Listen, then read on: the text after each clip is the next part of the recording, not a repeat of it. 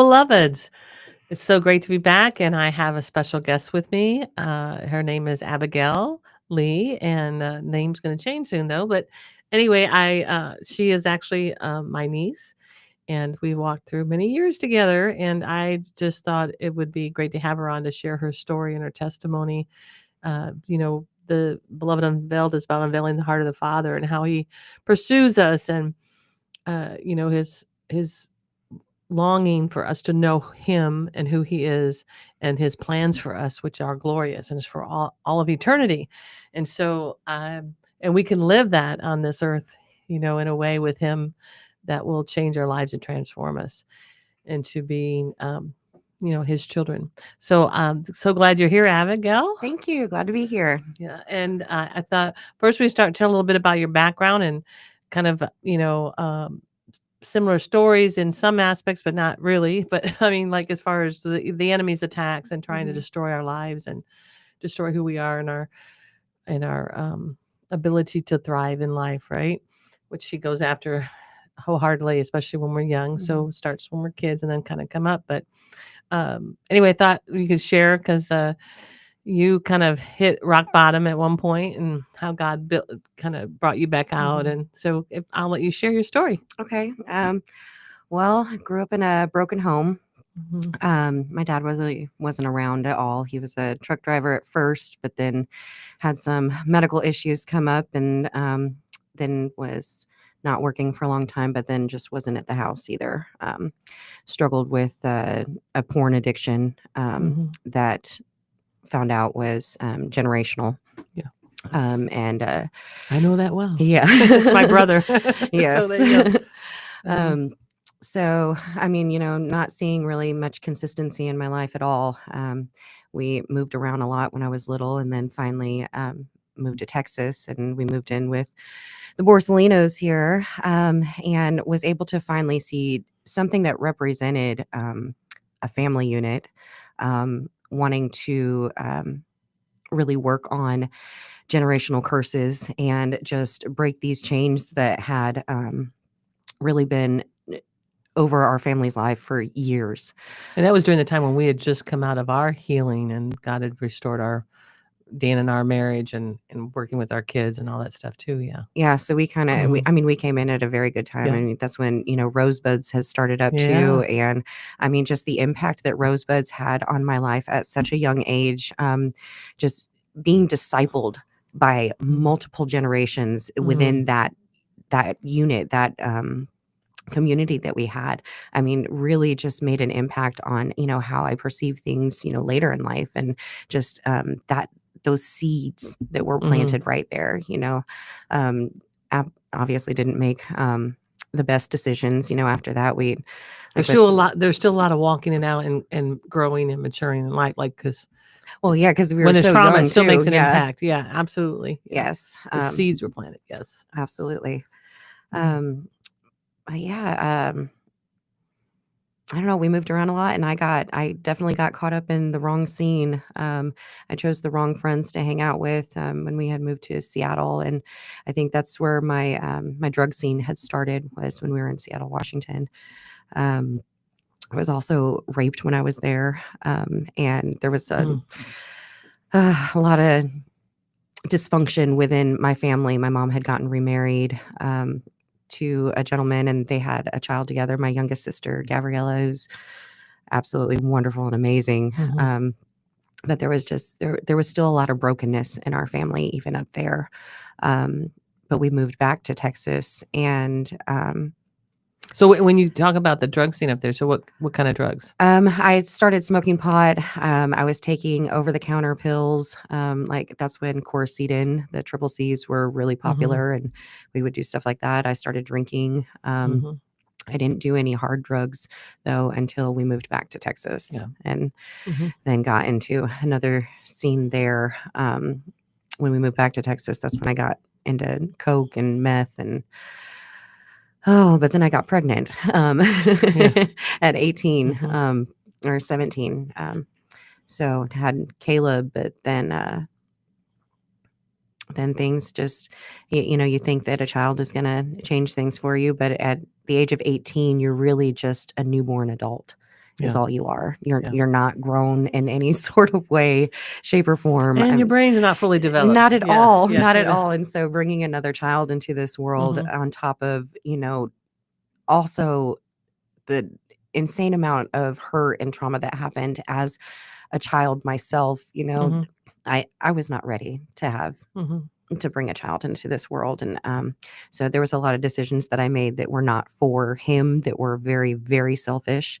And his dad saw that and was able to remove him from the environment that I had put him in. And it's taken years. So you lost custody of Oh, yeah. Caleb. Yes. Oh, yeah. I mean, Mhm. I did for a long time. There was a protective order against me and my son, I mean, on multiple occasions because I couldn't get out of the drug scene. I Yeah. couldn't get out of thinking so selfishly Yeah. about, just about myself. Well, you And had a deep-rooted pain in there too going on, but that had not been dealt with, yeah, right? yeah, absolutely.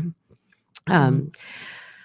So Caleb was full-time with his dad, and I ended up getting with somebody else. His name's Montvell. He is actually my fiance and soon to be, husband here Yeah. soon. Yeah. I've But watched you both grow and ooh, bloom in like powerful ways, both of you. yeah, It's been amazing. Yeah. I mean, we were really into another drug scene, sex Mhm. scenes. I mean, Mhm. just Both of you. yeah, Yeah. both of us were. I mean, that's kind of what Mhm. brought us together. But then after we have 2 kids together now, a 6-year-old and an 8-year-old. But it was 3.5 years ago where I really hit my rock bottom, Mhm. and I was drinking probably a bottle of tequila a day. Wow. But Mhm. this was after I had 2 back-to-back grand mal seizures after doing meth with my sister. Wow. And I thought it was tramadol that did Yeah. it because I was on some pain pills. And so I blamed it on the tramadol, and no, it was The meth. definitely the meth. Yeah. Mhm. But so I lost a lot of memory with those seizures. Mhm. That I remember that. I Yeah. feel like God has done that on purpose so that he can restore the memories, and I'm not using them as a victim mentality anymore. So I feel like there's a lot of healing that's also coming from this because slowly but surely he is restoring these memories, but he's Mhm. using it to transform them and see healing in them Mhm. rather than constantly looking at, where I went wrong, the guilt, the shame that went with all of those Yeah. memories. No, this is what can I learn from there? How was I being attacked in that moment? But what did God do for me in that moment too? Because Mhm.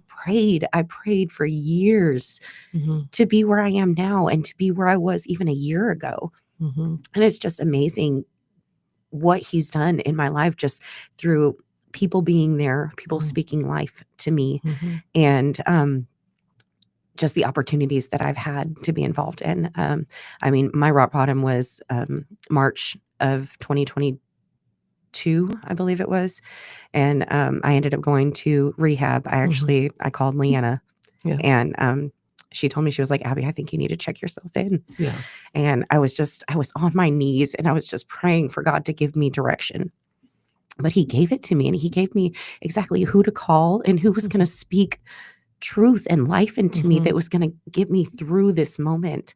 And 'Cause meth is like one of the hardest drugs to get yes, free from, and not very many people make it, but you're a testimony that God crying out to the Lord to me is the yes, first thing. yes, That's where transformation can begin. So powerful. Keep yeah, going. Yeah. yeah. During that time, there was I really figured out how determined I could be, Mhm.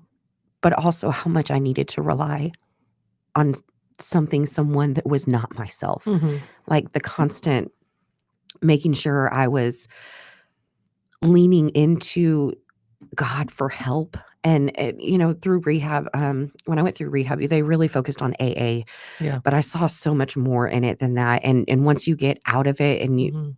you realize, okay, AA, yeah, it was there for that season that I was Yeah. in, but that is not who I was called to be. Like Right. I am not an addict for the rest of my life. Right. Yeah. God is freeing me from that Yes. Yes. 100%. Mhm. And so after rehab, me and Montville were doing well, but we still had a lot of issues, and there ended up being infidelity in our Mhm. relationship. And God showed it to me, and there was Mhm. there was a lot of flags, that Yeah. I ignored and stuff like that. And then it was just time, for me to find out and for me to open Great. that door. Yeah. Um, but we ended up finding Romans 12:2, thanks Ministry. to Yeah. Cynthia,